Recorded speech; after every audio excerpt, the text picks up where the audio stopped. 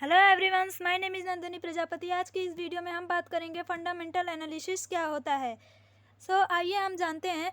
Share बाज़ार में दो तरह के लोग होते हैं, ट्रेडर एंड इन्वेस्टर। ट्रेडर वे लोग होते हैं जो कंपनी के शेयर की प्राइस का टेक्निकल एनालिसिस की मदद से एनालाइज करते हैं और बाजार में ट्रेडिंग करते हैं। और इन्वेस्टर वे लोग होते हैं जो कंपनी के बिजनेस का एनालिसिस करके और लंबे समय के लिए बाजार में निवेश करते हैं। या तो आप इसको इस वे में भी समझ सकते हैं कि जब एक साल से अधिक समय के लिए जब किसी शेयर में निवेश किया जाता है तो उसे इन्वेस्टिंग कहते हैं। और इन्वेस्टिंग के लिए शेयर ढूंढने की प्रक्रिया को फंडामेंटल एनालिसिस कहते हैं। फंडामेंटल एनालिसिस में कंपनी का बहुत बारीकी से एनालिसिस किया जाता है कि कंपनी का बिजनेस कैसा है, कंपनी क्या प्रोडक्ट बनाती है, मार्केट में प्रोडक्ट की डिमांड कितनी है, कंपनी प्रॉफिट में है या लॉस में है, कंपनी का कैश फ्लो कितना है, कंपनी पर कर्ज कितना है, कंपनी की कॉम्पिटिटर कितने मजबूत हैं, कंपनी का मैनेजमेंट कैसा है। इन सभी का एनालिसिस करना ही फंडामेंटल एनालिसिस कहलाता है। फंडामेंटल एनालिसिस को दो भागों में बांटा गया है। पहला क्वालिटेटिव एनालिसिस, दूसरा क्वांटिटेटिव एनालिसिस।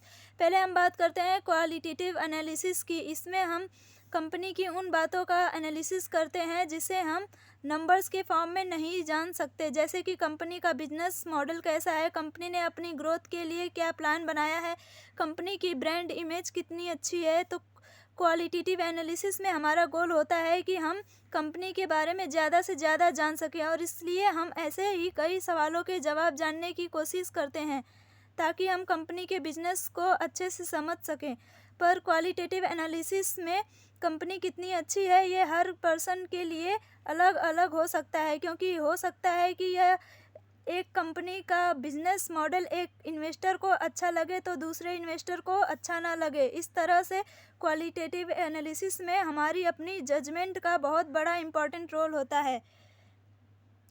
आइए अब हम बात करते हैं क्वांटिटेटिव एनालिसिस की। जब है क्वालिटेटिव एनालिसिस करते हैं तो कंपनी को उन फैक्टर से एनालिसिस करते हैं जिसे हम नंबर्स के फॉर्म में जान सकते हैं।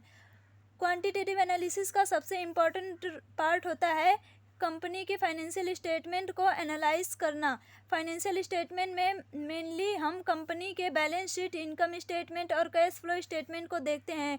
इसके साथ ही क्वांटिटेटिव एनालिसिस में हम कंपनी से रिलेटेड बहुत सारे फाइनेंशियल रेशियो को देखते हैं जो कंपनी के फाइनेंशियल हेल्थ और प्रॉफिटेबिलिटी को बनाती है, जैसे कि price to earning ratio, due to equity ratio, return on equity ratio, return on capital employed, return on asset और इसी तरह की कई और रेशियो को देखते हैं। यहाँ पे एक चीज़ का ध्यान दें कि क्वांटिटेटिव एनालिसिस में हमें कंपनी के बारे में हार्ड फैक्ट पता चलते हैं, क्योंकि यहाँ पर सारे फैक्ट को हम नंबर्स में एनालाइज करते हैं। और इसी वजह से क्वांटिटेटिव एनालिसिस में कंपनी कितनी अच्छी है ये हर इन्वेस्टर के लिए एक समान होता है। अगर हम एक सक्सेसफुल इन्वेस्टर बनना चाहते हैं तो हमें फंडामेंटल एनालिसिस की तरह अच्छी समझ होनी चाहिए। लॉन्ग टर्म इन्वेस्टमेंट में हमें प्रॉफिट तभी होता है जब हमने जिस कंपनी में इन्वेस्ट किया है वो कंपनी ग्रो करती है और टाइम के साथ वैल्यूएबल होती है।